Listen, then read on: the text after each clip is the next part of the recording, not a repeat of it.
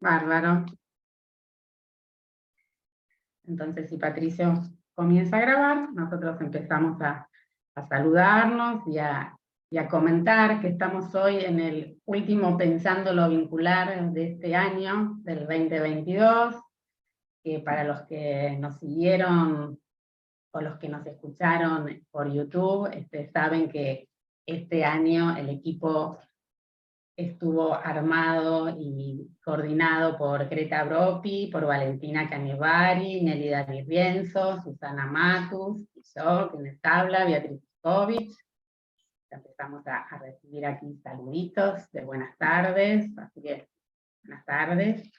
Y que el título de este año, que atravesó todos nuestros encuentros, fue Afectaciones, Cuidados y Trama Social, Clínica Contemporánea, y que para cerrar entonces este ciclo de este año, hoy María Laura Méndez va a hablar sobre pasiones, afectaciones y amistad. Este año se presentaron varios libros en este ciclo. Presentamos Diversidad de lo Grupal en el Hospital Público, de Carlos Pachuc y Mabel Anido. Presentaron Transfiguraciones, Psicoanálisis de y en la pandemia, de Yago Franco. Se presentó el libro Entre Hermanos, Sentido y Efecto del Vínculo Fraterno, la edición actualizada. Y se presentó el libro Teoría y Clínica en la obra de Janine Puget, de muchos autores de nuestra institución. También estuvieron presentes en el Pensando este año temas como desafíos e innovaciones en las prácticas de salud mental hoy. Contamos para eso con Alicia Stolkiner. Trabajamos también sobre acontecimiento traumático, lo que no consigue inscripción, una lectura desde el psicoanálisis. Trabajamos también sobre familia y discapacidad en los tiempos actuales, feminismos y masculinidades, prácticas en los bordes, experiencias y políticas, cuerpos, visibilidad en la clínica, reflexiones teórico-clínicas acerca del proceso de envejecimiento o el más allá del envejecer. Y antes de darle la palabra a María Laura, quiero comentar que las próximas actividades son el jueves 24 a las 20:15, en otro horario, va a estar la presentación del libro Familias, Infancias, Adolescencias, una clínica más allá de la piel, de María Cristina Rojas. Conversará María Cristina con Graciela Bianchi, con María Laura Méndez y Paulina Zuckelman. Y el 25, en este horario, el viernes 25, se presentará ¿Y ahora qué? Temblores del psicoanálisis vincular. Estallido de las narrativas de la tercera década del siglo XXI, a cargo de Daniel Weisbrot. Bueno, para todos los que todavía no se hayan inscrito en la jornada, hasta el 30 está abierta la inscripción. La jornada, como vienen leyendo muchos de ustedes en las redes, es el 3 de diciembre. La jornada tiene como título Afectaciones de la subjetividad, virtualidad, vínculos y transformaciones de nuestra clínica. Quienes ya están inscritos habrán recibido los mails para poder elegir entre las múltiples mesas de trabajos libres que se presentarán durante la mañana, y ya saben también que contaremos con algunas mesas centrales. Algunos de los títulos son Padecimiento y Época, una mesa interdisciplinaria con Daniel Feierstein, Daniel Levy y Alejandra Tortorelli. Salud Mental, Vicky Cohen, Alicia Stolkiner y Miguel Toyo. Crueldad y autodestrucción en los vínculos contemporáneos, con Ana Beresín y Susana Sternbach.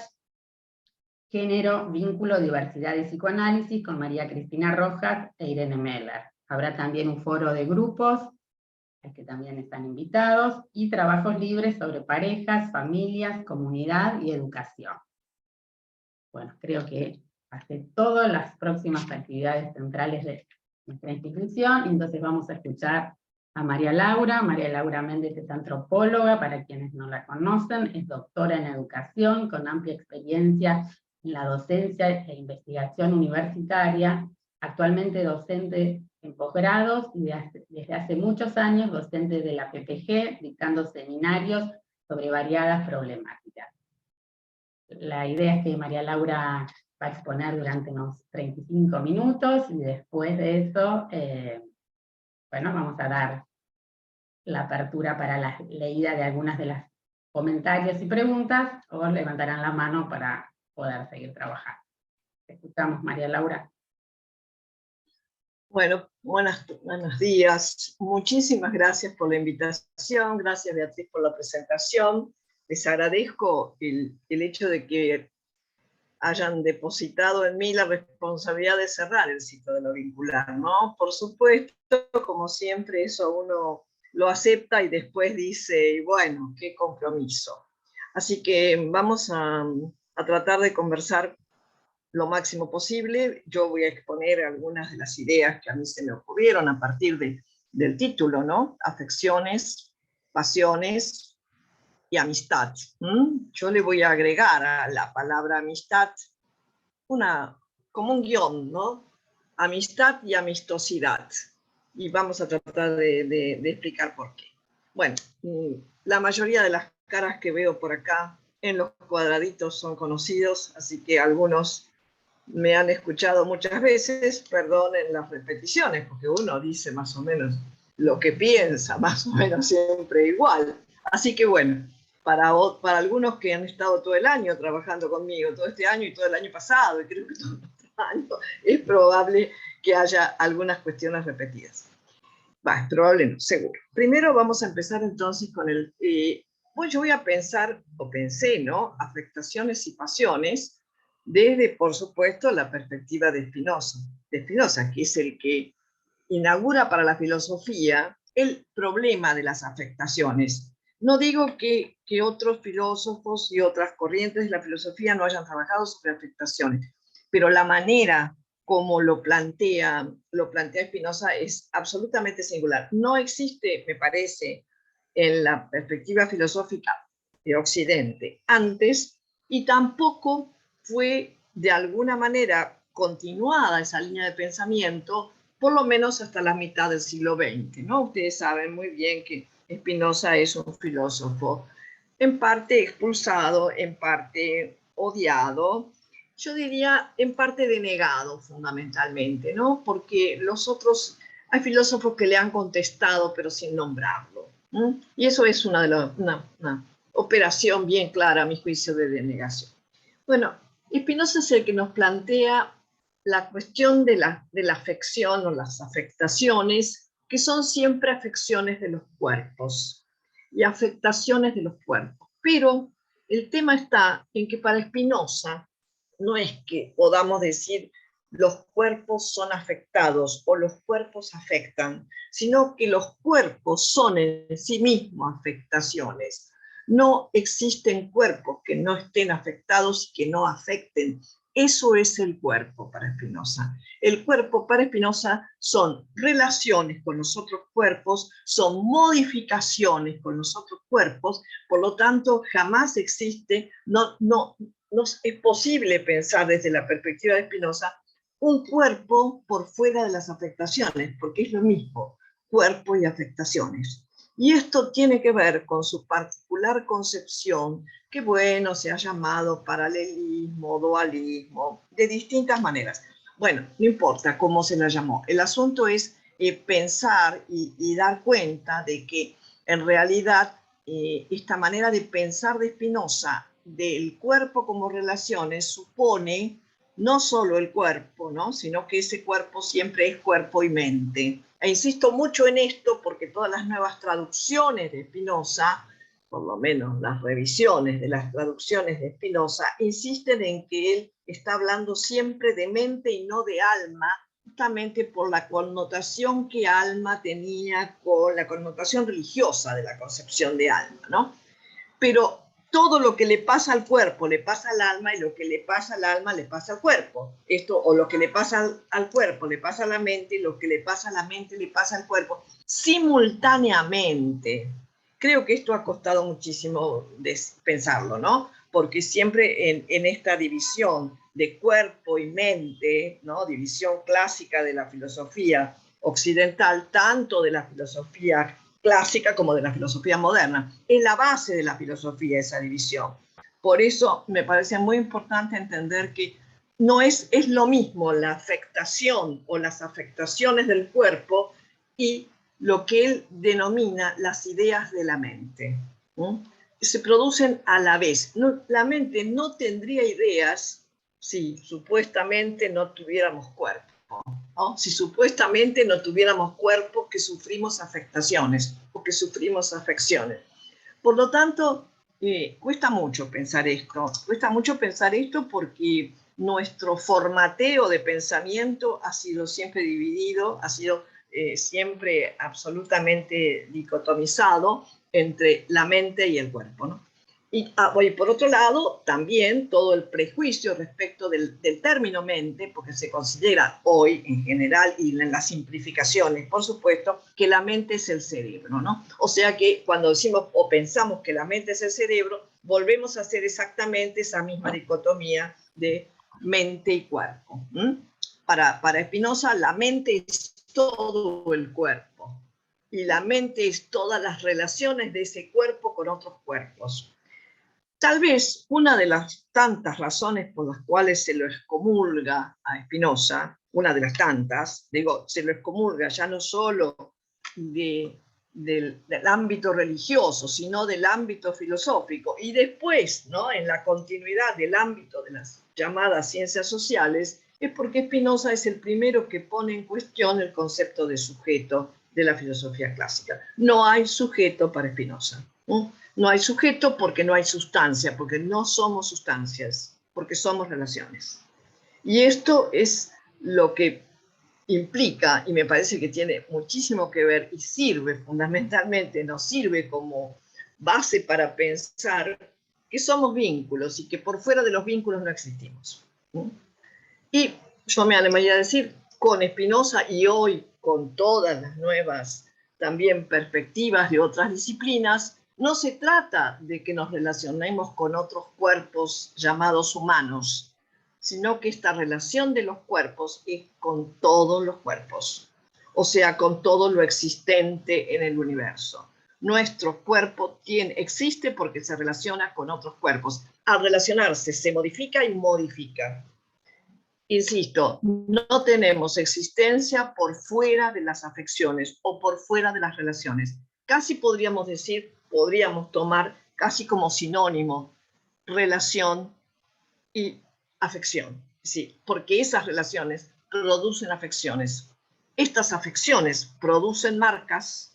Estas marcas son trazas o son signos o son vestigios, como lo decía con la palabra que utilizaba Spinoza, ¿no? Es decir, que nuestros cuerpos son esas marcas de las relaciones y a su vez las marcas que hacemos con otros cuerpos al establecer las relaciones. Esto me parece muy importante para entender, nos sirve para pensar, ¿no?, lo que acá siempre se sostiene, incluso este espacio, ¿no? Pensando lo vincular. Pensando lo vincular es pensar relaciones. Y pensar relaciones, en términos de Spinoza, es casi, les diría, pensar el universo, porque no existe por fuera de las relaciones. No hay universo por fuera de las relaciones, ¿no? Y las relaciones de nuestros cuerpos, también insisto con esto, son absolutamente con todos los cuerpos, humanos y no humanos. Esto extiende, por supuesto, toda nuestra perspectiva de pensamiento y hoy es una perspectiva actual, extiende la perspectiva de la ecología, pensando no solo ecología del ambiente, sino una ecología social y una ecología de la mente, tal como lo planteó, ¿no?, en su momento Guattari cuando plantea el tema de las tres ecologías, ¿no?, tomando lo planteado por Gregory Bateson. De manera que no quiero que quede claro lo de las afectaciones. Casi podríamos definirnos como somos afectaciones. Y estas afectaciones son a nuestros cuerpos y por lo tanto nuestros cuerpos son eso, pero a su vez esto es lo que produce las ideas. Las ideas para Spinoza son esas percepciones de las afecciones. Fíjense, ¿no? pensar la idea, ¿se acuerdan? Por supuesto, él está discutiendo con Descartes, ¿no? Las ideas innatas de Descartes, las ideas de Dios y las ideas matemáticas, que a Spinoza esa perspectiva me parece que a él la considera absurda. Las ideas, la única idea, dice él, es la idea de cuerpo. Porque si no tenemos idea de cuerpo, no podemos hacer absolutamente nada. Pero no nosotros, todo lo existente, por lo menos todo lo vivo. Se discutirá ahora también si lo no orgánico, pero ya es extendernos demasiado. Por lo menos todo lo que consideramos vivo tiene que tener necesariamente idea de cuerpo. Y tener idea de cuerpo es tener idea de las afecciones. Esto sería como el primer punto, ¿no? Afecciones. Estas afecciones, justamente, y esta es como un correlato, producen pasiones, ¿no? Yo diría que en Spinoza hay dos perspectivas de pasión que están claras, me parece, y que por momentos, también esta concepción de pasión, a mi juicio, hoy hay muchísimas lecturas de Spinoza, pero a mi juicio también se relaciona con su concepción de deseo. Spinoza dice en la Ética 2, claramente, dice, somos seres de deseo, y acá sí, hasta está haciendo, que no es demasiado común en su obra, una división. Nuestro modo de existencia es fundamentalmente un modo de existencia deseante. Si no tuviéramos deseo, también para él no existiríamos, como, por lo menos como modo de existencia humana, ¿no? ¿Cómo define el deseo? Y bueno, el deseo sí está muy definido en Spinoza. Dice, en nuestra condición el apetito se convierte en deseo. ¿Qué deseamos? Y esto sí es importante, deseamos el mundo. O sea, no hay ningún objeto privilegiado del deseo. Deseamos el mundo, deseamos lo que hay en el mundo, por supuesto, en el momento en que vivimos en este mundo. O sea, deseamos todo. Fíjense qué interesante, porque este desear todo, Spinoza lo toma de Hobbes, pero hace otra lectura, ¿no? Así como lee Spinoza. Spinoza lee a Hobbes, bueno, lee a toda la filosofía, ¿no? Lee a Epicuro, pero toma lo que le parece, ¿no? Y lo articula como es una manera de lectura, como debemos leer los autores, nunca totalmente, sino tomar esto que nos parece interesante y articularlo con alguna otra cosa que posiblemente también nos parezca interesante.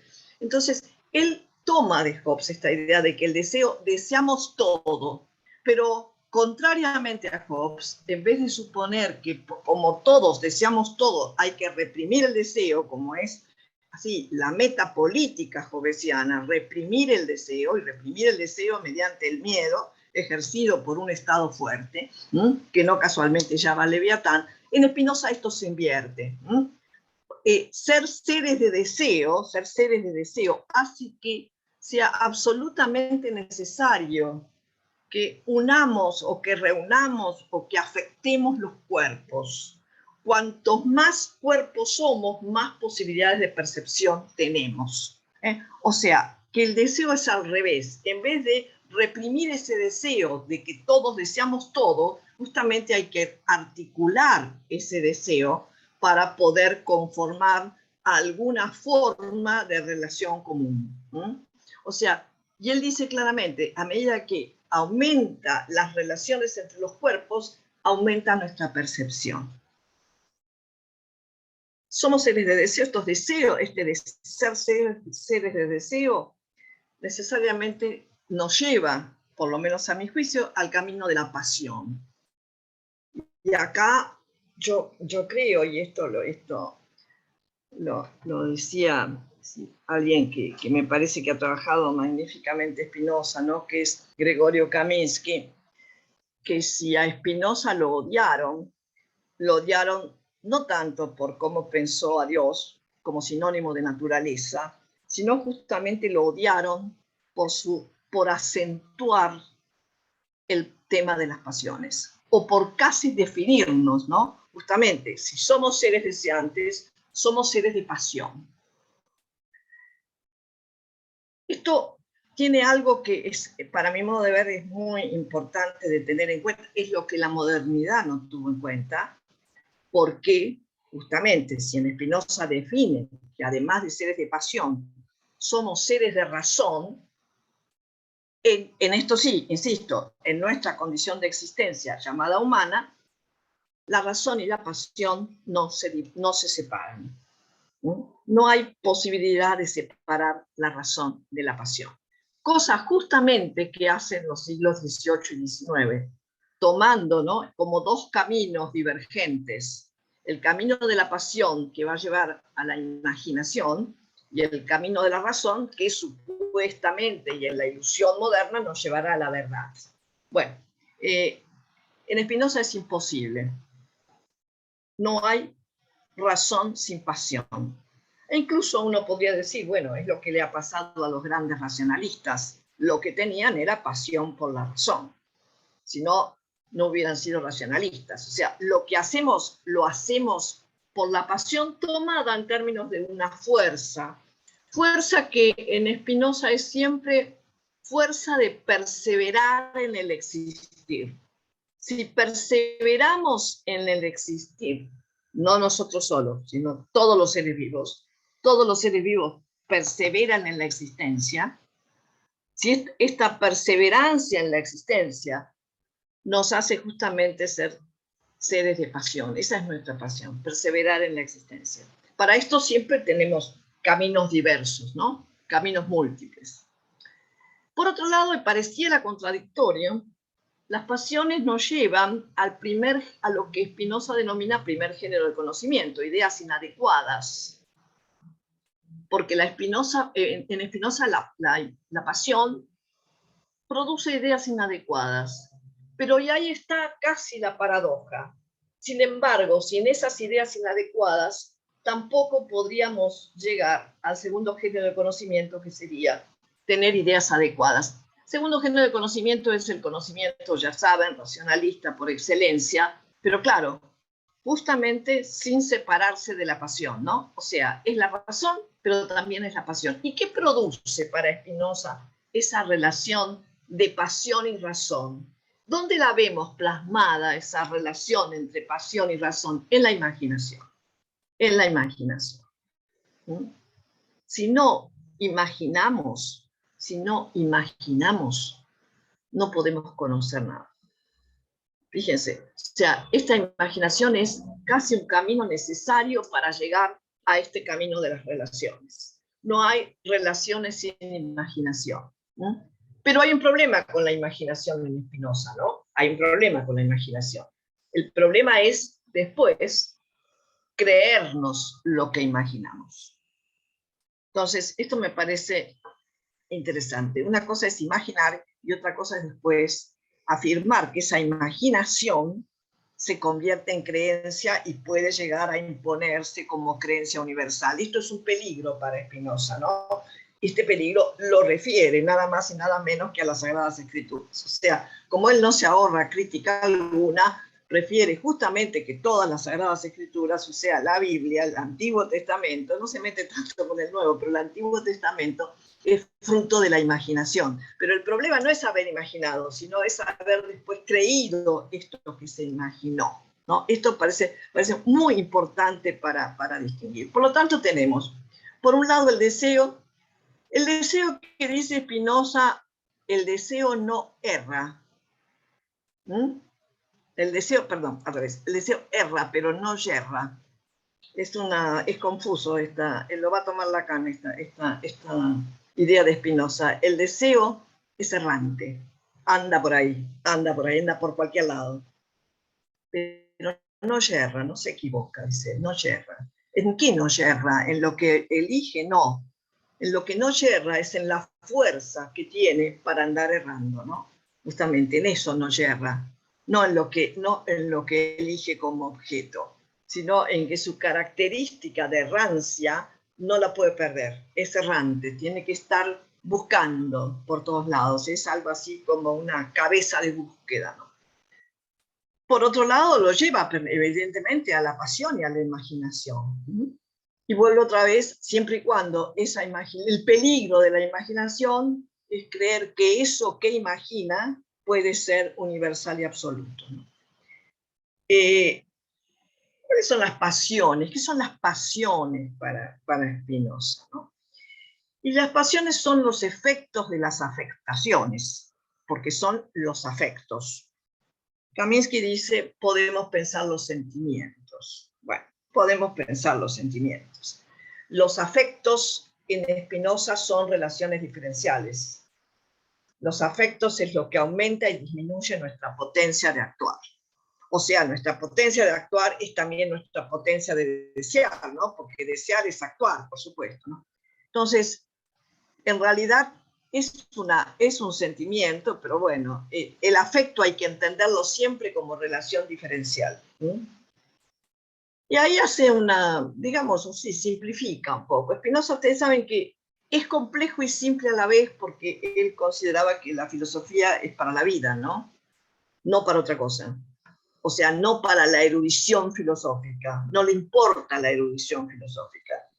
¿Sí? No le importa la posibilidad de conocer muchos filósofos o muchas teorías, le importa que sirvan para la vida. Y justamente por eso, por momentos simplifica la cuestión. ¿Cuáles son las pasiones?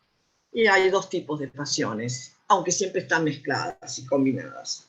Las pasiones tristes y las pasiones alegres, ya lo saben todos.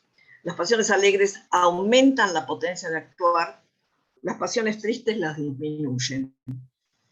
Las pasiones tristes nos disminuyen, o sea, y él va a decir después, bueno, esto es también una manera de pensar en el amor y en el odio. ¿A quién perjudica el odio? Al que odia. Al primero que perjudica el odio es al que odia, porque al odiar disminuye su potencia de acción. ¿No? Entonces, y lo lleva posiblemente a esto que tanto él y después Nietzsche van a tener como el peor de los peligros, ¿no? Que son el remordimiento. La idea del resentimiento y el remordimiento. Las dos ideas fundamentales. Entonces, en Spinoza, las pasiones son los efectos de ese altibajo de la potencia. Pero las pasiones tristes disminuyen mi potencia de actuar. ¿Qué hay que hacer con esas pasiones tristes? ¿Qué hay que hacer? Bueno, ¿cuál es la peor de las pasiones tristes, además del resentimiento, más acentuado todavía por Nietzsche? La peor de las pasiones tristes es la melancolía. Y esto habrá que tenerlo en cuenta, ¿no? ¿Por qué la melancolía? Y porque la melancolía nos hunde en un lugar de, primero, de desvalorización y segundo, de imposibilidad de relación. Si somos relaciones, si no tenemos relaciones, es lo mismo que decir no existimos, ¿no? Y la melancolía es esa posición en donde ya, lo saben muy bien, no hay que describirlo, pero entiendan que para Spinoza la melancolía no es un tema psicológico, es un tema político. Y esto es sumamente importante. Es un tema político, ¿por qué? Porque los poderosos nos quieren tristes. Siempre el ejercicio de poder, de cualquier forma que sea y en cualquier lugar, cuando se ejerce como dominio, lo que produce es tristeza. Lo que produce es despotentización. Por eso no es una cuestión psicológica, insiste, es una cuestión política, ¿no? Ahora, por supuesto, esto implica que siempre todo lo que nos pase es una cuestión colectiva, jamás es absolutamente individual, es un efecto de esto, de este vivir en algún lugar colectivo, en alguna forma de colectivo, ¿no? Si no, no nos pasaría absolutamente nada. Bueno, las pasiones alegres son lo contrario, ¿no? Las pasiones alegres son los que aumentan nuestra potencia. Las pasiones alegres son fundamentalmente el amor. El amor significa, para Spinoza, aumentar mi propia potencia, pero también el deseo de que aumente el de los otros. Nunca solamente la mía, no va a aumentar solo mi potencia, aumentará si aumenta con otros la potencia. De ahí que para mí pensar en las pasiones tristes y en el amor sacado de la idea del amor romántico y del amor ideal, porque lamentablemente nuestra concepción de amor la hemos limitado a una forma de amor. Cuando hablamos de amor ya nos representamos algunas otras cuestiones. No es eso el amor en Spinoza, es mucho más que eso, ¿no? Es en general, en realidad, amor al mundo. Amor al mundo, esto que lo hace decir a Deleuze, hay que reencantar el mundo porque hay que volver a amar al mundo, pero al mundo con todo, ¿no? No solamente con los humanos, sino con todo lo que hay, y cómo está, y cómo hay, con lo que hoy resulta, que no es del todo alentador, no importa, ese es el mundo. Por lo tanto, yo derivo directamente como pasión alegre, tal vez hoy la más importante, la amistad. La amistad. Porque en la amistad no hay exigencia de homogeneidad. El otro amor ilusorio, que tampoco debería haber, pero en la ilusión es así, hay un ideal de homogeneidad, un ideal de adecuación absoluta. En la amistad, por lo menos, no debería haberlo. Justamente la amistad sería hoy la única forma de práctica de la diferencia, a mi juicio. No digo que siempre lo sea, pero eso lo pienso en esos términos. ¿Cómo se practica la diferencia? ¿Cómo es la práctica de la diferencia? Y bueno, para eso tomo un concepto de la filosofía masónica que trae Ibeiros de Castro, ¿no? La amistad sería justamente una práctica de la diferencia que tiene que ver, no entonces solo con lo común. Por supuesto que para que haya amistad, algo en común tiene que haber, un elemento en común, una afinidad o dos. No la afinidad total con la que hemos soñado en relación a estos ideales absolutos de totalidad, sino la afinidad en algo desde donde partir, yo diría, para seguir, lo voy a decir a propósito, conversando. Y lo digo separado, ¿no? Conversando. Que de alguna manera conversar significa seguir verseando. ¿Qué quiere decir seguir verseando y seguir haciendo narrativas? Y la amistad sería eso, la posibilidad de estar con otro para seguir, insisto, partido, conversando, seguir produciendo narrativas. Hay amistad cuando uno siente realmente que esa amistad algo produce, en un plano, no en todos, ¿no? Pensando justamente que tenemos muchísimos planos, que somos seres múltiples, con infinitos planos, que algunos ni conocemos, ya sabemos, pero en algunos planos tenemos afinidades con otros, en otros planos tenemos afinidades con algunos otros. Eso sería una especie de crecer en la amistad, ¿no? Tal vez de todas las formas de relación que hay hoy en el mundo, que son muchas, la que habrá que fomentar es justamente la amistad. Insisto, porque la amistad es la posibilidad de habitar un territorio diferencial. Sin que esto signifique ruptura, porque si hay ruptura ya no se trataría de amistad, ¿no? Se trataría de otra cosa, se trataría de captura o de dominio. No quiero decir, por eso no quiero idealizar. Hay amistades que intentan capturar y dominar, pero si nosotros seguimos a Spinoza en su filosofía práctica, Spinoza nos diría que si estamos en una amistad así, no vayamos, huyamos, ¿no? Spinoza siempre dice que cuando hay una situación en la cual nos lleva a la pasión triste, o sea, aquello que disminuye nuestra potencia, ¿qué hay que hacer? Irse, no, directamente, irse a buscar otra cosa, no es tan difícil, irse a buscar otra cosa. No intentar reformar a nadie, ¿no? La amistad no es reformar al otro para que sea mi amigo tal como yo quiero, no. Esto tiene que darse en algún punto de afinidad, casi como diríamos, en algún punto en que tangencialmente se toque esa afinidad. Y de ahí, por supuesto, lo interesante de la amistad es que desde ahí podemos ampliar las posibilidades estas de conexión con los cuerpos, porque podemos tener distintas afinidades con muchos, sin que pensemos que por esto puede haber una relación, insisto, de totalidad.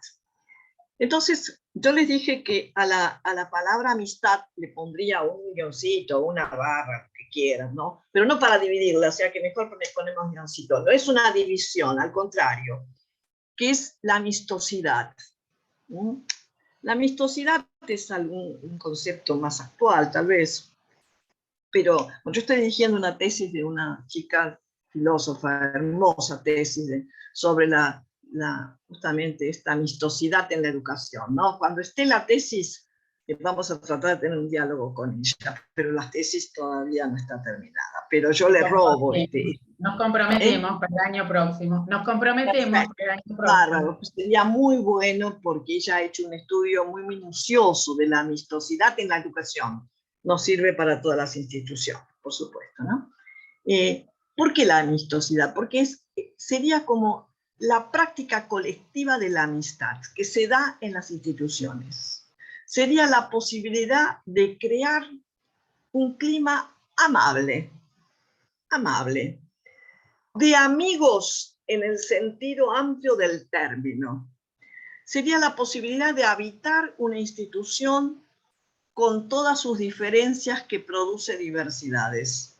Ahora, sin que esto sea, ¿no?, ni por un lado la tolerancia, porque no es cuestión de tolerar, porque si tolero, en realidad tolerar quiere decir que quiero aplastar al otro, pero no debo. No, no se trata de tolerar, se trata realmente de producir convivencias múltiples con estas diversidades, efecto de las diferencias. ¿Cómo sería una institución así? Cuando en general las instituciones que a partir de estas formas, ¿no?, dualistas o totalmente opositivas de Occidente nos llevan a que cuando alguien no opina como yo es mi enemigo, ¿no? Y bueno, y yo hago lo mismo, ¿no? Cuando otro hace lo mismo conmigo, cuando algo le trastoca lo que está pensando, es un enemigo y hay que expulsarlo. Un clima de amistosidad en una institución sería una práctica en la cual, me parece, ¿no?, en la cual se pudiera convivir distintas perspectivas, entendiendo que cuanto más perspectivas, más amplia es la mirada, tal como Nietzsche lo decía, ¿no? Cuanto más perspectivas tenemos sobre un objeto, decía Nietzsche, ampliamos esa visión del objeto. Y esto, me parece, sirve para cualquier disciplina, ¿no? Entonces, cuanto más visiones podamos tener, ampliamos esa posibilidad de concebir algo, de concebir algún tipo de acción o de relación. Eso sería en principio lo más importante de la amistosidad en una institución. Por otro lado, a mí me parece que también sería bueno exponer esas diferencias, no hacer como que todo es lo mismo, porque no es todo lo mismo, ¿no?, sino exponer las diferencias y, bueno, vivir con esas diferencias, o sea, crear ámbitos distintos en donde lo que Spinoza decía justamente, ¿no?, después lo traduce a Hannah Arendt también, habitar la tensión. Habitar la tensión. Produce tensiones que otro opine otra cosa totalmente distinta. Produce tensión, ya sabemos cómo habitamos esa tensión. ¿Sabemos habitar esa tensión? ¿O tendríamos que estar permanentemente, ¿no?, y esta es otra cuestión importante, permanentemente construyendo ese clima de amistosidad? El clima de amistosidad desde ya no existe de antemano, ¿no? Desde ya no existe de antemano, hay que construirlo. Seguro, hay que construirlo en cualquier institución, desde la familia hasta la que quieran. Pero esa construcción supone salir de la ilusión de que se logra de una vez y para siempre. Yo me animaría a decir que la amistosidad que deriva de estas pasiones alegres, porque estas hacen indudablemente, este clima de amistosidad va a producir un aumento de la potencia de todos los que participan en la institución, casi no me cabe duda, porque es así, porque se siente, es un clima de comodidad, ¿no? El clima de la amistosidad es un clima de comodidad, en donde yo puedo exponer lo que pienso, sabiendo que tengo muchas diferencias con los otros, pero que en esa diferencia se va a enriquecer la visión de los otros y la mía, ¿no? Entonces, habitar esta institución amistosa es una construcción colectiva permanente. a la que, parafraseando a Spinoza, cuando dice que a la democracia no se llega, es decir, no se llega porque no se puede permanecer si no se construye permanentemente. La democracia puede durar, es decir, si se transforma, porque no se llega. Porque si se cree que en algún momento hay amistosidad total, lo más probable es que se escondan todos aquellos elementos que molestan, ¿no? O que se los excluyan, ¿no? Entonces, me parece que justamente esta relación de la amistad, que tiene más que ver con casi una relación más, digamos, más íntima, ¿no? La amistad es algo más íntimo, está ligado a lo íntimo. La amistosidad, podríamos pensarla, está ligado a lo colectivo, a la construcción distinta de un colectivo.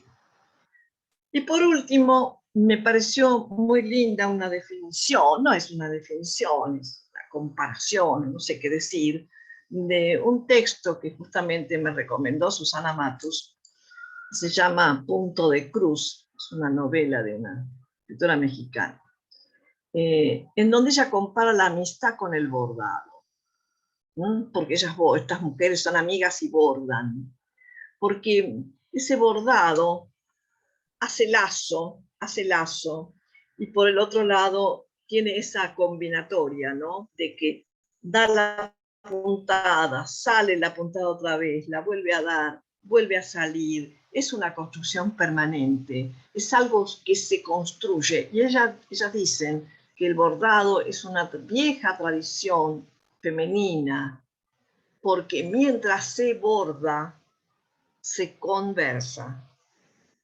O sea, mientras hacen ese bordado, que yo también pensaría, también ese bordado es la amistosidad, ¿no? Es hacer la posibilidad de hacer un bordado colectivo, en donde la aguja entra y sale permanentemente mientras se conversa, o sea, mientras se comparten narrativas. Bueno, más o menos esto, con algunas cosas que seguro que iba a decir y no dije, pero más o menos esto era lo que le quería decir para comenzar la conversación, justamente, ¿no? Más o menos cumplimos el horario, Beatriz, me parece, ¿no?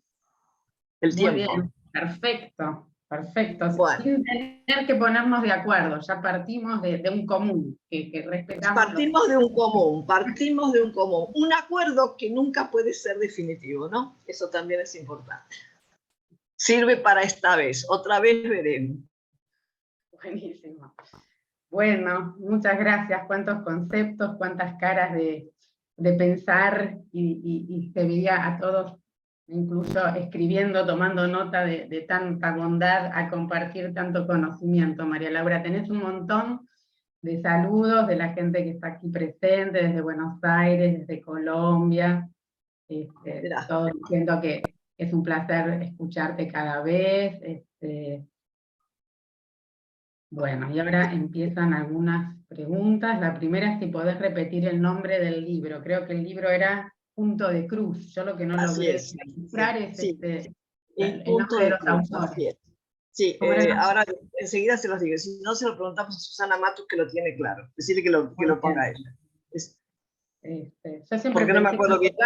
Siempre pensé que el bordado era algo individual. Hoy me quedo como... Es individual, pero parece que las mujeres, por lo menos en México, tradicionalmente, no solo en México, me parece, se reunían a bordar, ¿no? Era como una actividad común, aunque lo hicieran individualmente. A veces era un bordado colectivo también, pero es una actividad que individual y se hace con otros, que es muy interesante esa relación, ¿no? Cada uno es su bordado, pero con otros, compartiendo justamente, ¿no? La tarea común, ¿no? Porque para que haya amistosidad tiene que haber tarea común, ¿no? Por supuesto. Bueno, abrimos al diálogo. Tenemos un poquito menos de una hora para intercambiar.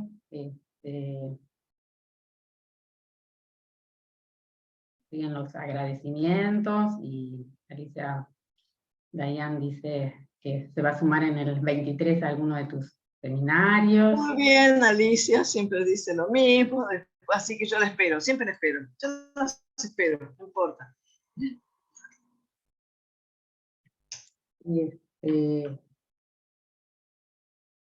A mí me gustaría, mientras que algunos más por ahí van pensando que quisieran que vos amplíes, a mí me Acá está el gustaría... libro, ¿eh? Barrera se llamaba, ¿no? Barrera. Barrera. Gracias, Susana. A mí me gustaría si podés ampliar un poquito esta concepción de que todo ser vivo es atravesado, digamos, desde Spinoza por estas cuestiones, digamos, este relacionarse, que el humano se relaciona con todo ser vivo, con todo lo mundano. ¿Cuáles serían entonces las diferencias entre las relaciones del hombre con el hombre, del hombre con otros seres vivos? Bueno, a ver, hay que pensar que en Spinoza no hay jerarquía, ¿no? En ese sentido, Spinoza rompe con la jerarquización aristotélica. No hay reinos que van, digamos, de abajo para arriba o de arriba para abajo, para decirlo de alguna forma, ¿no? Sino que todo lo vivo para él es solamente una expresión de la sustancia única que es la naturaleza, ¿no? O sea, que no hay ninguna jerarquía. Esa es la primera cuestión. Y que la característica de los seres vivos, yo insisto en que hoy hasta se amplía a aquellos seres que nosotros consideramos inorgánicos, pero no me voy a meter en eso porque es difícil, no habría que ponerse a trabajar especialmente sobre eso. Pero por lo menos nos quedamos con los seres vivos, o sea, con todo lo orgánico. Esto es la existencia misma para Spinoza. No hay existencia sin relación. Lo que sí tenemos que decir que el humanismo, fundamentalmente, ¿no? Ese movimiento renacentista es el movimiento que nos separó del resto de la naturaleza, ¿no? Incluso en esta bipartición de naturaleza-cultura, que es lo que hoy hay que discutir indudablemente, ¿no? Justamente nosotros somos naturaleza, y como toda la naturaleza lo que hace es modificar, para decir de alguna manera, modificar o seguir trabajando en esto que es la expresión de la naturaleza misma. Fíjense que hay como una contradicción, eso es la naturaleza. La naturaleza es seguir la obra de la naturaleza, o sea, las transformaciones de la propia naturaleza. Nuestras transformaciones las llamamos cultura, hasta ahí podríamos aceptar. Pero absolutamente todo lo vivo, lo que exista como vivo, transforma lo dado.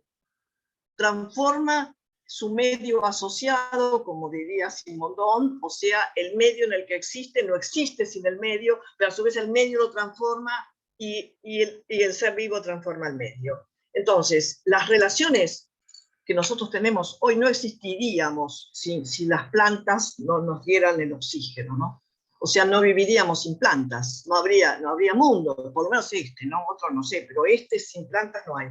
Ahora, nuestra forma de relacionarnos con los seres vivos ha sido en la modernidad siempre desde un lugar de superioridad, ¿no? Bueno, es esto lo que hoy autores, fundamentalmente, hay otros, ¿no? Pero Donna Haraway un poco yo diría que sintetiza, además porque son los textos que más traducidos están al español, permanentemente, yo diría que casi nos acosan con esta idea de que tenemos que aprender a pensar que las relaciones con los cuerpos no son solo con los cuerpos humanos, más allá de que no son las mismas relaciones. Eso es otra cosa distinta, por supuesto. No nos relacionamos exactamente igual con nuestras mascotas, con los animales que vemos, con los insectos, pero sin todo eso no existimos, porque incluso están en nuestro cuerpo esos microbios o esas mínimas partes, como las llamaba, infinitamente pequeñas, como las llamaba Spinoza, que son parte de nuestro cuerpo y por lo tanto de nuestra mente, ¿no?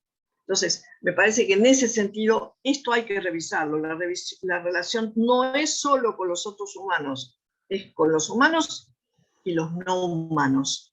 La antropología hoy ha dado un giro en ese sentido, ¿no? La antropología contemporánea, que fue, ¿no? La antigua antropología, que fue, yo lo he llamado muchas veces, un brazo incorporal de la colonización, hoy haciendo una revisión de las cosas que produjo, bueno, justamente habla de una antropología de lo humano y lo no humano. O sea, ya imposible de separar nuestra existencia de todo lo que existe. Sean insectos o sean virus imperceptibles, existen. Y en tanto existen, afectan, ya sabemos que afectan y cómo afectan. Aunque no veamos directamente, no los veamos, nos afectan.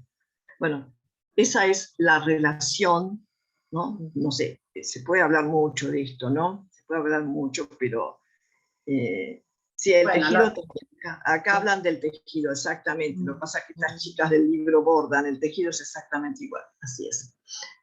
Bueno, acá vamos a dar paso a lo siguiente. Te pregunta Susana Matus, para todos. ¿Cómo pensar la confianza en relación a poder habitar la tensión? Y después le vamos a dar la palabra a María Cristina Rojas y a Enzo Mesina. Muy bien, después a Carlos. También está preguntando, Carlos. Bueno, muy bien. Bueno, ese orden, muy bien. A ver, qué importante la confianza, ¿no? Cuando estamos hablando de amistad, no hay amistad sin confianza, ¿no? Pero es algo también para trabajar. No hay amistad sin confianza, ni tampoco hay transmisión sin confianza, de ningún tipo, ¿no? Hablando, por ejemplo, de transmisión generacional. No hay posibilidad de transmitir nada si no confío en que el otro, algo de esto va a escuchar, por lo menos. Y con esto va a poder. La confianza tiene que ver con empoderar al otro. La peor desconfianza es, vamos a poner el ejemplo clásico de cuando se le dice a un chico, vos no vas a poder, ¿no? Esa sería como la imagen máxima de la desconfianza por los efectos que produce, ¿no? Pero cada vez que a uno le dicen, vos no podés, uno disminuye la potencia de actuar, no puede. Por lo tanto, la confianza es eso, es pensar que el otro puede. Por supuesto, con los límites de los que todos podemos y no podemos, pero si parto de que el otro no puede, bueno, partiría de que no puede recibir y por lo tanto no puede dar, y por lo tanto no puede devolver. O sea que para pensar en la amistad es un elemento fundamental la confianza. Pero tiene muchas figuras la confianza, ¿no? Puedo confiar en un secreto, puedo confiar en que el otro justamente es capaz de aumentar mi potencia, puedo confiar en que esa relación con el otro me va a alegrar. Tiene muchas caras la confianza, pero yo diría, no hay amistad sin confianza. Si no confío en el otro, no hay amistad, habrá otra cosa, pero amistad no. Esa por lo menos es. Por lo tanto, para llevarla al plano de la amistosidad en una institución, la pregunta, no tengo la respuesta, son en situación, estas son cosas en situación, ¿no? Cómo generar confianza en una institución. Pero no sé cómo se hace. Nadie sabe porque es en situación. O sea, en cada situación de una institución habrá que ver cómo se genera este lazo de confianza. ¿No? Y también pensando que no puedo hablar de amistosidad desconfiando.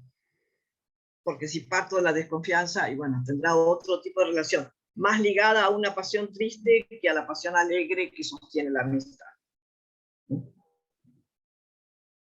Bueno, ¿no?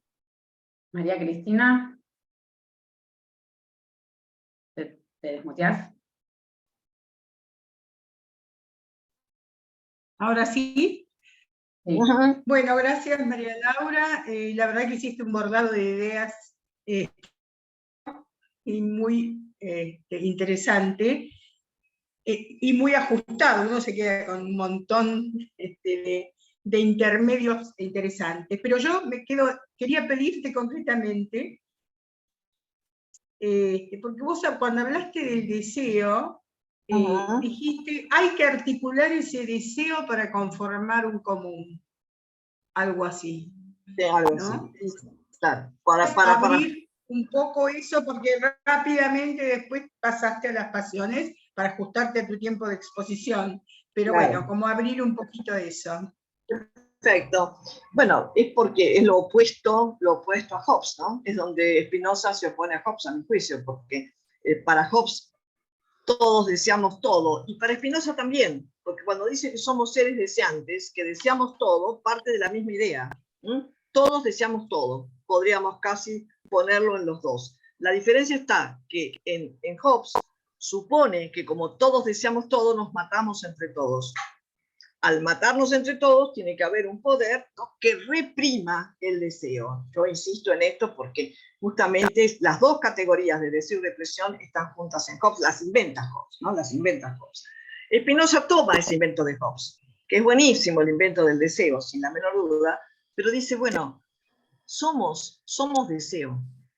Nuestra condición convierte el apetito en deseo, pero al revés de lo que dice Hobbes, ¿no? Cuanto unimos, yo dije articulamos, bueno, unimos estos deseos, podemos hacer algún deseo común, podemos producir lo común, o podemos producir lo que para él es la política, ¿no? Que la política es consenso, pero permanente, nunca definitivo. Y ahí está el trabajo de la política, ¿no? No hay consenso definitivo. Cuando hay consenso definitivo, dice él claramente, no hay otra cosa que dominación. Entonces, el consenso se construye permanentemente y es en la manera en que tenemos deseos comunes. Y la otra cuestión sería, bueno, ¿cómo articulamos en una institución para pensar la amorosidad, cómo pensar esos deseos comunes con quienes tienen otros deseos? Y bueno, eso hay que evitar las tensiones, ¿no? Sin reprimir el deseo de los otros. Esta es la dificultad, ¿no? Era más fácil el planteo de Hobbes, parece, porque es el planteo que está hoy en la política hasta hoy, ¿no? Todo aquello que no coincida con lo que yo digo y lo suprimo, ¿no? O sea, lo reprimo, ¿no? No sé si pero esto es una hermosa, es para pensar, ¿no? Es para seguir pensando esta cuestión, me parece a mí, ¿no? Gracias, gracias. No, por favor. Enzo, te escuchamos. Hola, siempre hermoso escucharte, María Laura, ¿cómo estás? Hola Enzo, ¿cómo estás? Bien, vos sabés que justo la pregunta que iba a hacer se enlazó con la pregunta que hizo María Cristina, y con la de la confianza también, porque yo encuentro que hay en relación a la relación entre Spinoza y Hobbes por ahí, Sí. que de algún modo Spinoza también, es gracioso, pero cuando Spinoza habla de amistad, se refiere más a la utilidad que a la confianza, ¿no? Pero me parece que podemos pensar en un utilitarismo de las pasiones y los cuerpos en contra de un utilitarismo de las reglas. Te digo por qué, porque hay un escolio, ¿no? Dice todas las acciones que se siguen de los afectos, que se refiere al alma, en cuanto entiende, las relaciones con la fortaleza, que divido en firmeza y generosidad.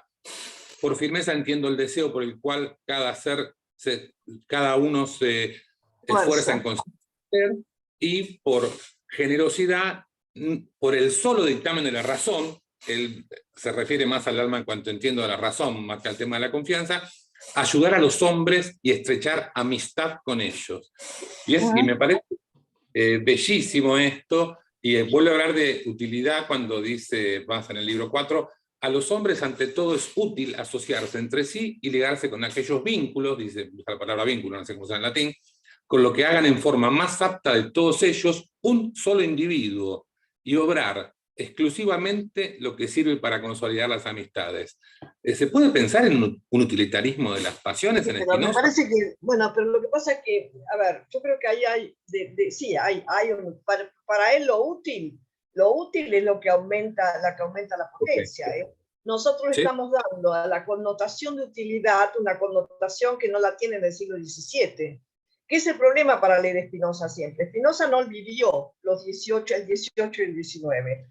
Y entonces hasta se puede decir, es un utilitarista. ¿Qué quiere decir eso? Y siempre la producción en todos los ámbitos humanos que conocemos, que son pocos, pero bueno, el 10%, dice Levi-Strauss, ¿no? Siempre hay algo del orden de lo que es útil para todos. De la producción de lo que es útil para todos. Forma parte, para modo de ver en Spinoza, de esto que él afirma como el aumento de la potencia de actuar, o sea, o la persistencia en el ser, que para él es el conatus.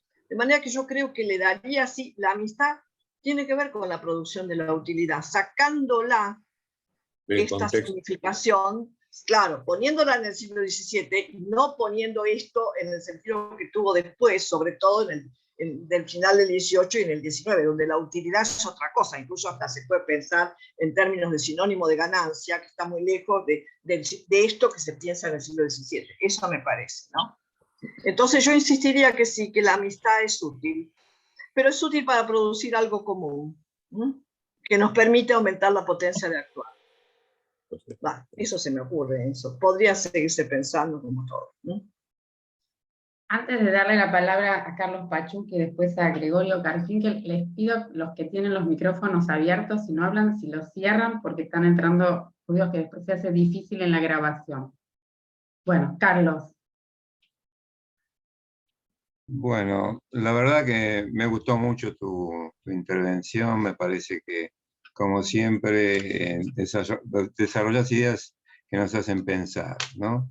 Ahora, a mí, María Laura, lo que me hace ruido es el tema del sujeto, esto de que no hay sujeto en Spinoza, ¿no?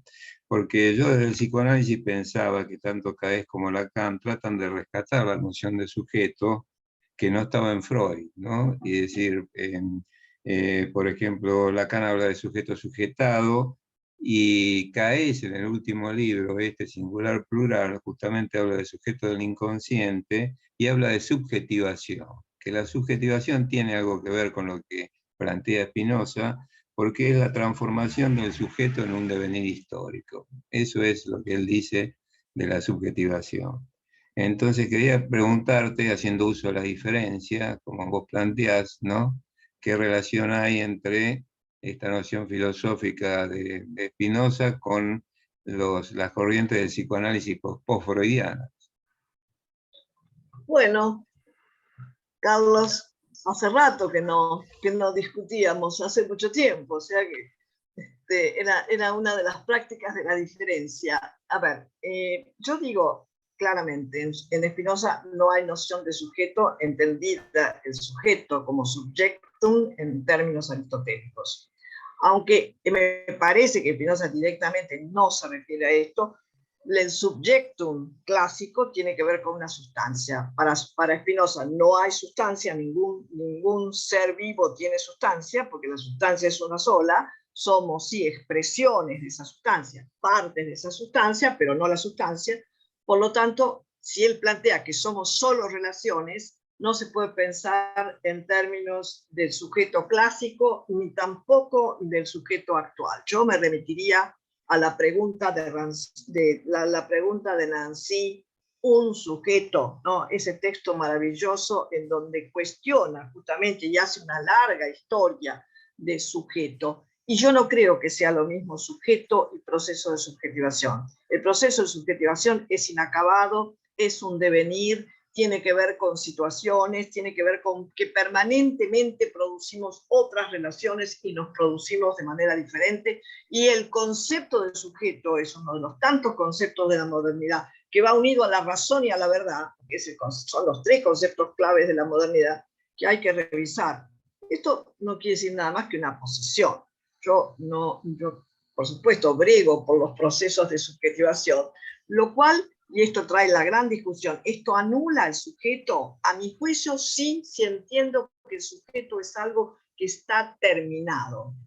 Así es el concepto clásico de sujeto, ¿no? Algo que está terminado. El proceso es algo que no termina nunca. Es el proceso que tiene que ver con la pasión, que tiene que ver con la razón, que tiene que ver con estas relaciones, se hace permanentemente en las relaciones, se hace permanentemente con los equipamientos colectivos que son epocales, son modelizaciones que se producen permanentemente. Yo diría, el sujeto justamente como concepto fue también un efecto de un proceso de subjetivación, del proceso de subjetivación moderno, justamente, que necesitó de la fijeza y que necesitó de que algo necesitó de la identidad. Bueno, todo esto se pone en cuestión cuando pienso en relación. Pero esa es mi perspectiva y mi lectura. No quiero decir que esto sea, quiero decir, hay que ponerse a trabajar y problematizar el concepto de sujeto y ver cómo hacemos entre sujeto y procesos de subjetivación. Eso es lo que te puedo decir. Yo insistiría en esto, e insistiría en que un autor contemporáneo como Nancy, parece que es el que mejor trabaja, ¿no? El concepto de mejor pone en cuestión el concepto de sujeto, ¿no? Para pensar, bueno, sí, a ver, ¿es lo mismo sujeto que proceso de subjetivación? A mi modo de ver, no. Son conceptos distintos. De última, como todo concepto, no es más que una ficción. ¿Qué ficción me sirve? Y eso no lo puedo terminar. Eso es en situación. ¿Con qué ficciones pienso? Y bueno, cada uno pensamos con las ficciones con las cuales, a ver, para decirlo en estos términos, sentimos por lo menos afinidad. E incluso el hecho de que hayamos cambiado de perspectiva conceptual, ¿no? Porque fuimos cambiando la manera de producir afinidades. Bueno, eso se me ocurre, Carlos, como para seguir hablando, porque esto no es para... ¿no? Para No seguir es, hablando, porque el proceso de subjetivación habla de un sujeto múltiple, no de un sujeto fijo. no, no necesariamente, no, es que no hay sujeto único, justamente, ¿no? Yo partiría de la definición de Deleuze cuando dice somos cifras, porque somos múltiples. Cuando él dice somos cifras, eso me parece una definición extraordinaria. Estoy de Somos acuerdo una con- multiplicidad, ¿no? estoy de Bueno, acuerdo con para seguir hablando y seguir pensando, damos lugar, hay varios comentarios que quiero leer después en el chat, pero estaba primero Gregorio y después Bueno, retomamos con algunos comentarios del chat.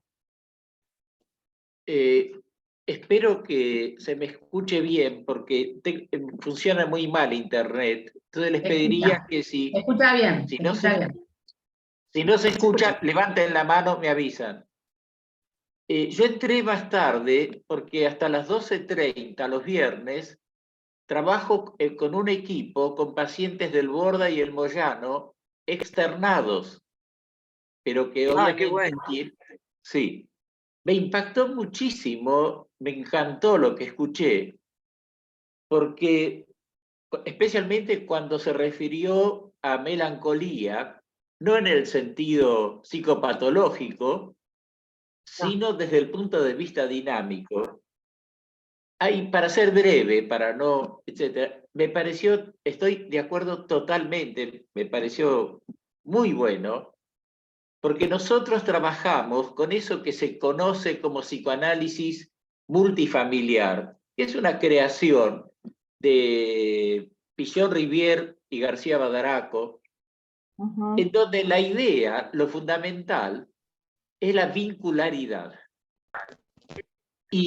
Pero la vincularidad entendida como que hay una singularidad irreductible en cada sujeto.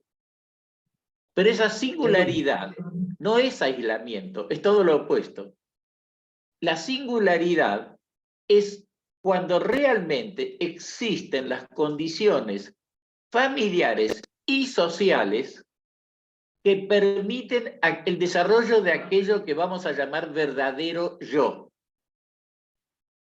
Y que para que eso se desarrolle, el concepto que me pareció muy interesante con lo que decía recién, bueno, lo que alcancé a escuchar, me pareció maravilloso, está basado en un concepto que desde Pichon y Badaraco estaba expresado como la interdependencia, como que el vínculo humano es la interdependencia recíproca, normogénica o patogénica. Pero la interdependencia recíproca significa que aquello que va a permitir que desde el bebé en adelante se desarrolle con un verdadero self, un verdadero yo, con salud mental, y además que permita la singularidad, es un medio que tolere precisamente eso y provea los sistemas de desarrollo para que se dé ese proceso. Sería muy largo de explicar, no, me pareció excelente, me aporta mucho, y les puedo decir que en la clínica, lamentablemente, No se puede. en sistemas manicomiales, ¿se cortó algo? Ahora se corta, sí, ahora se corta. Te está entrecortando y te pediríamos, en función del tiempo, si... Listo, paro acá, puedo parar acá, gracias. No, lo Felicitaciones. único, gracias, Gregorio, lo único que yo afirmaría acá como cosa muy importante que no hay oposición entre la multiplicidad y la singularidad. Justamente, Claro. siguiendo a Spinoza, no hay posibilidad de singularidad si no se pertenece a una multiplicidad, sea la que fuere. Exactamente eso. Sí, sí. Eso no importa, ¿no? Perdón, Y que la y una sola cosita más. Lo de la vistosidad es mucho más que un adjetivo calificativo. Me pareció fantástico, porque en la clínica eso se ve, y la melancolía en el sentido de una producción colectiva que lleva... Me pareció muy bueno todo esto. Gracias de vuelta. Bueno, me parece, no, yo solamente quería rescatar esto, ¿no? Que no hay oposición binaria entre lo singular y lo múltiple. Posiblemente lo múltiple, pero no la multiplicidad, porque solo desde la multiplicidad puede haber singularidad. Si no, estamos pensando en que nace el individuo aislado solo y después conforma la sociedad. Perspectiva hobbesiana. Cuando en la perspectiva de Spinoza nacemos de algún multitudo, como dice él, bueno, de algún colectivo, no importa cómo se llame este colectivo, aún la familia, que es ese mínimo colectivo aislado en la modernidad, pero en fin, aún eso nos lleva a que siempre nacemos de un colectivo y podemos individuarnos o no. Eso es un trabajo que no termina nunca. La individuación en términos de singularidad. Podemos llegar a ser singulares siempre y cuando exista un colectivo, si no, ¿de dónde vamos a sacar la singularidad? ¿No? O sea, para decirte 2 o 3 palabras de lo que dijiste. Gracias, Gregorio. 100% de acuerdo, nada más. Gracias. María Laura, hay algunos comentarios de hace un ratito en el chat que me gustaría leer y por ahí querés retomar alguna cuestión. Dicen que en Córdoba acaba de salir un fallo donde se establece a los perros como personas no humanas, sintientes. Eso hoy es común en muchos lados, como en muchos lados, como la idea de la persona no humana, pero sí es muy importante esto de sintiente, ¿no? Porque en realidad sería la característica de los seres vivos, sentimos, ¿no? Sentimos, nosotros hemos privilegiado el pensar sobre el sentir, lo hemos dividido al pensar del sentir, bueno, por el vicio cartesiano, que se le ocurrió separarlo, ¿no? Es decir, por esta idea de que ontológicamente somos pensamiento, pero el pensar no existe sin el sentir. Y como Saramago tiene una frase por ahí que dice, no sabemos si los perros piensan, dice Saramago, no nos dijeron, no sabemos que no hablan, pero no sabemos que si no piensan, es cierto además, pero todos los seres vivos somos seres sintientes, porque todos los seres vivos percibimos lo que cada ser vivo necesita percibir. La hoja de un árbol necesita percibir la humedad, necesita percibir los minerales de la tierra y necesita percibir la luz solar. Con eso le basta para seguir viviendo. Nosotros necesitamos eso también y algunas otras cosas más. Pero se trata de eso. Sentir se trata de percibir, y percibir para Spinoza se trata de discernir. Y esto es muy importante. Discernir, o sea, hacer diferencia. Esa es percibir para Spinoza, discernir en términos de diferenciar, ¿no? Diferenciar. Permanentemente es una operación que no se termina, ¿no? Bueno, ese comentario nada más. Vos antes leíste algo de lo que dijo Martha Eckstein, pero acá hay como una preguntita, a lo mejor para retomar, porque ella hablando del tema del bordado, pregunta, sí, el bordado y también el tejido es una actividad femenina. Claro. Supongo que se podría pensar, dice, a partir de ahí, una diferencia relacionar vincular entre los hombres y las mujeres, lo pone como pregunta. En China... Bueno, sí, claro. Perdón. No, solo aclara que en China se ha creado un lenguaje propio de las mujeres. Bueno, eso mismo iba a decir yo. Pero por supuesto, lo que pasa es que todo esto es epocal, ¿no? El hecho de que las mujeres tejan y los hombres hagan otras cosas es una cuestión epocal. Pero, por supuesto, lo epocal es performativo, produce efectos. ¿Qué efectos ha producido? Esto para pensarlo, no lo vamos a desarrollar ahora. ¿Qué efectos produce esta acción colectiva En el caso del bordado, porque esta novela habla del bordado, por supuesto que con el tejido pasa lo mismo, ¿no?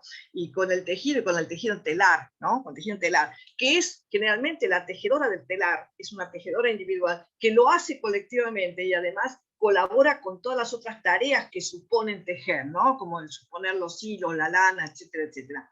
Y que obviamente el hecho de que se produzca este tipo de relación produce vínculos distintos, ¿sí? Pero son epocales, ¿no? Son epocales. Con esto quiero decir, no hay esencia de esto. Ahora, que una época histórica determinada justamente produce efectos performativos, y esto es lo que nos ha pasado, claro que sí. No sé si se entiende, lo quiero decir lo más rápido posible, porque me parece que tienen mucha razón, ¿no? Bueno, aquí vuelven sobre el tema de la confianza, algunas cosas dijiste, pero el comentario dice, para que haya confianza es necesario elaborar acuerdos en un trabajo constante e inmanente. La confianza se construye cada vez, es algo que se otorga. No sé si querés como retomar algo del tema Muy de la lindo, confianza. ¿no? Muy lindo. Sí, la confianza tiene que ver con el dar, recibir y devolver, ¿no? Porque para que yo confíe, tienen que confiar en mí, ¿no? Si no hay confianza, si no hay reciprocidad en la confianza es una acción recíproca. Y me parece a mí que si hay algo que tiene que caracterizar la amistad y a la amistosidad, para pensarlo en términos de instituciones, esto tiene que ver con esta relación del dar, recibir y devolver, o sea, con la reciprocidad. Si no confían en mí, yo es muy difícil que confíen. No sé si ustedes conocen algún caso. Está bien, podrían decirme cuando los niños son chiquitos, sí, claro. Ahí sí, depende de las asimetrías que se vayan produciendo y eso sí, depende de etapas. Pero en una relación de amistad, si no tienen confianza, estoy hablando en términos, la relación de amistad como en términos más individuales que la de la amistosidad, para hacer hoy una división simplemente más sencilla, ¿no? Pero si no hay confianza no puede haber amistad, ¿no? Me parece que esto es fundamental. Si no tengo confianza, si no confían en mí, no puedo confiar en el otro. Al contrario, si yo sé que desconfían, y voy a desconfiar. Es algo que se produce recíprocamente, ¿no? La confianza es una acción recíproca. Se da, se recibe y se devuelve, para usar los términos de Marcel Mauss en el ensayo sobre el don, ¿no? Bueno, esto se me ocurre. Bueno, sí. Aquí, no sé si lo podemos articular o no con la confianza, pero Franca Trevisan pregunta, ¿qué pensás de los amigos en las redes? Ah, muy bueno, Franca, no sé, la vi a Franca y ahora la perdí. No la veo por los cuadraditos. Ah, te vuelvo a ver. Estas cosas son así. Los cuadraditos van y vienen, van cambiando, se van transformando. Bueno, qué cosa, ¿no? Rara, la amistad en las redes, ¿eh? Y bueno, será otra forma de amistad. Yo no podría, no me animaría a decir que no, ni me animaría a decir que realmente se puede hacer nada. Lo que sí en la experiencia me extraña mucho, una cosa que les cuento, ¿no? Yo, como todos ustedes, desde la pandemia trabajamos virtualmente. Ahora, los vínculos que se han producido son impresionantes. ¿Por qué? No sé, ¿no? Son vínculos raros, porque nosotros diríamos, yo me lo pregunto, ¿eh? ¿Son vínculos sin cuerpo? Pregunta, porque creo que también estos cuerpos están en la virtualidad. Y como los cuerpos son relaciones, hemos establecido relaciones, otras distintas. Pero sin embargo, ¿qué hace que cuando estas personas que nos conocimos en los cuadraditos, o sea, en las redes, ¿no? De alguna manera, cuando nos encontramos, se produce algo muy especial que no podría definir, ¿no?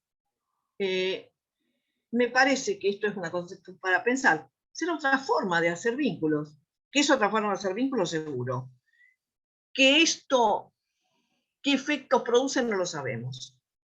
Pero por lo menos la experiencia, por lo menos de estos años, digamos, experiencias recientes, ¿no? Empezamos hace 2 años y medio, a trabajar permanentemente en las redes y resulta que cuando nos encontramos esto se produce una cosa muy especial. Digo con gente que no nos conocimos, no con la gente que nos conocimos, que bueno, es distinto. ¿Qué pasa? Bueno, supongo que hay muchas maneras de hacer vínculos, por suerte, muchas maneras de establecer relaciones. Y que creo que justamente haciendo gala de lo que dice Spinoza, el habernos relacionado a partir de palabras, comentarios, de habernos relacionado con las caras, ¿no? Porque fundamentalmente nos hemos relacionado con las caras, que significan los gestos, que significan mucho más que la palabra también, ¿no? Esto supone que son relaciones entre los cuerpos, otras formas de relaciones entre los cuerpos. Y veremos qué pasa, no podemos saber. No podemos saber porque estamos recién ensayando un poco esto, ¿no? Y a veces con nostalgia. Bueno, mientras que vamos viendo y nos quedan unos 15 minutos, le damos la palabra a Susana Matus, después a Hugo Perrone. Enzo, te vimos. Si alcanzamos una segunda vuelta, le damos la palabra. Perfecto. Hola a todos, hola María Laura. Qué bueno que trajiste el libro, porque me parece que puedo contar un poquito de la historia, así de paso van a creer que tengo que ver con la autora, pero no la conozco, pero no, solo es una te enamoraste del libro. Sí, me enamoré. Es una autora mexicana que no sé si es autobiográfica o no, pero se trata de 3 amigas en la adolescencia, muy diferentes entre sí, pero que tienen en común el bordado, ¿no? Y el bordado pareciera que, por lo que yo fui entendiendo, el bordado es algo importante en México en relación a la transmisión de lo femenino, ¿no? En México. Pero pensaba, cuando vos decías que la confianza, bueno, porque me enganché con el tema de la confianza, y hablabas de la acción recíproca, que se da mucho en la novela, porque se van ayudando mutuamente. Pensaba, por un lado, no sé cómo se piensa desde Spinoza, la idea de reconocimiento mutuo, ¿no? Y por otro lado pensaba que no es sin pensarla en una trama colectiva, aunque el colectivo sea de 2, ¿no? Y sin pensarlo en un colectivo sin jerarquías, ¿no? Porque vos decías, ¿cómo se crean las condiciones para la amistosidad? Me parece que va por ahí, por la posibilidad de la construcción sin jerarquías, ¿no? De colectivos sin jerarquías. Pero bueno, nada, era para comentar un poquito de dónde venía lo del libro y Bueno. cómo lo pensás en relación a esto Claro, de está bueno. mutuo y las jerarquías, ¿no? Sí, yo diría lo de la jerarquía, yo tomaría más bien una idea de pensar transversalmente la jerarquía, ¿no? Porque nosotros tenemos una sola visión de la jerarquía. La jerarquía tiene que ver con relaciones de dominio. Y a veces la jerarquía puede tener que ver con otras asimetrías, ¿no? Que por ejemplo en la transmisión siempre hay una asimetría, ¿no? Sobre todo en la transmisión a los niños, ¿no? Ahora, esto se va transformando, pero yo creo que las instituciones, si pensamos en términos estos de cómo pensamos la amistosidad, tendrá que pensarse siempre en relaciones de transversalidad, o sea, una combinación singular entre una relación vertical y una relación horizontal. Nunca puede ser, si es totalmente vertical, va a ser de dominio, y si es totalmente horizontal, en algunos planos, no se puede generalizar porque depende de las situaciones y depende de los lugares. Si es a veces solamente horizontal, se puede perder la posibilidad de ejecutar algunas cuestiones, ¿no? O sea, de volverlas realmente acción, algunas cuestiones. Por eso me parece que el concepto de transversalidad que va enlazando lo vertical y lo horizontal es un concepto yo diría, a practicar. ¿No? Al propósito, ¿no? A practicar, a poner en practicar, entendiendo como poner en práctica, hacer de esta transversalidad una práctica que no puedo generalizar, que no puedo universalizar y que tampoco le puedo dar una fórmula porque depende de la situación. Pero sí es importante entender, sobre todo a quienes en algún momento por X razones están al cargo de una institución, ¿no? Es este asunto de algo así, me lo dijo una vez cuando yo empecé el decanato en la facultad. Bueno, vos tenés que a veces estar en ese lugar, pero no te lo creas. y otra vez es lo mismo, ¿no? En este lugar, el que está en algún lugar, porque en las instituciones hay autoridades, como se llame, no importa, siempre y cuando no se lo crea, ¿no? Cómo se hace ese ejercicio del poder haciendo circular el poder, y a lo mejor en algún momento hay que ejercerlo, depende, el asunto es que uno no se lo crea, ¿no? Entonces, eso me parece que tiene que ver con la transversalidad, pero esa transversalidad no puede ser sin confianza, o sea, no puedo no confiar en todos los que están, ni se supone que pueden no confiar, no digo totalmente, pero en quien eligieron para dirigir, porque si no, ¿cómo se hace esto, no? O no confiar, por ejemplo, en algún lugar del terapeuta, porque si no, no irían. Entonces, se trata otra vez de confianza, pero se trata, a mí me parece, cuando se está en esa posición, de no creérsela, ¿no? Porque además no es permanente, es siempre por un tiempo, todo es por un tiempo en la vida, ¿no? Nada es permanente, la vida tampoco. Y este espacio tampoco, algunos que se van yendo te van saludando, agradeciendo, dicen que se van alegres y potentes. Muy bien, eso es lo importante. Mira, si se van tristes e impotentes, sería tremendo el fracaso. Tremendo, tremendo. Hugo Hola. Perrone. No sé si se escucha bien, porque hoy tuve problemas con el micrófono. Te escuchas. María Laura, bueno, un gusto estar con vos de nuevo. Me encantó esta aproximación que hiciste sin querer acerca de las redes, porque nos apuramos siempre a calificar esto de las redes sociales o los encuentros virtuales, y creo que caemos siempre en la misma cuestión, como no está el cuerpo, y hacemos esta separación cuerpo, etc. Por lo cual me encantó esta potencialidad de decir, bueno, no sabemos qué se produce. Y hemos visto que produce muchas cosas el encuentro posterior a lo virtual, me encantó. Por otro lado, me respondiste un poco recién la cuestión de que te iba a preguntar, porque esto de la amistosidad, y yo pensaba en las cuestiones del poder y de las prácticas del poder, sobre todo en las instituciones, ¿no? Y entonces se me mezclaba un poco la cuestión de poder pensar este término que vos trajiste de amistosidad desde ese lugar. Y la quiero hacer corta porque sé que va a preguntar Enzo y me encanta que lo pregunte y lo pregunta mejor que yo. Bueno, me parece muy importante, Hugo, que trajiste el tema de la amistosidad, no son sin relaciones de poder, ¿no? Porque en toda institución, pero casi entendiéndonos nosotros mismos como multiplicidad, por lo menos hay relaciones de poder. Y no trabajar sobre eso, bueno, ha sido absolutamente perjudicial para todas las instituciones, pero creo que muy especialmente para las educativas y para las instituciones de salud, que son las que se nos ocurre, tiene que ver con lo que le pasa a otro, ¿no? Las otras también, pero bueno, estas son una responsabilidad ética, ¿no? Las instituciones clínicas y las instituciones educativas trabajan con otros y para otros, de manera que no tomar en cuenta las relaciones de poder hace generalmente que se ejercite dominio, ¿no? Pero es por no tomarlo en cuenta, por no tener en cuenta las múltiples formas de relaciones de poder. Cuando Spinoza dice que somos relaciones, esto ya nos pone en ese lugar de relaciones de poder. Él dice, en la naturaleza siempre hay fuerzas mayores que la de uno. Bueno, o sea que son relaciones de fuerza las relaciones de poder, ¿no? Podemos no saber que no hay relaciones de fuerzas mayores que las nuestras, donde estemos, en el lugar que estemos. No trabajar esto en las instituciones, a mi juicio, es patológico, para decirlo rápido, porque ya va faltando poco, ¿no? No sé si se entiende, pero es decir, o por lo menos produce patología, ¿no? Bueno, entra la segunda tanda de preguntas o comentarios de Enzo, breve, que ya Hugo te dio el pie. Muchas gracias, es cortito. Y es con el tema del sujeto, ¿viste? Que siempre la pregunta es cómo me sigo diciendo psicoanalista y me sigo diciendo spinoziano. Es una pregunta difícil a veces.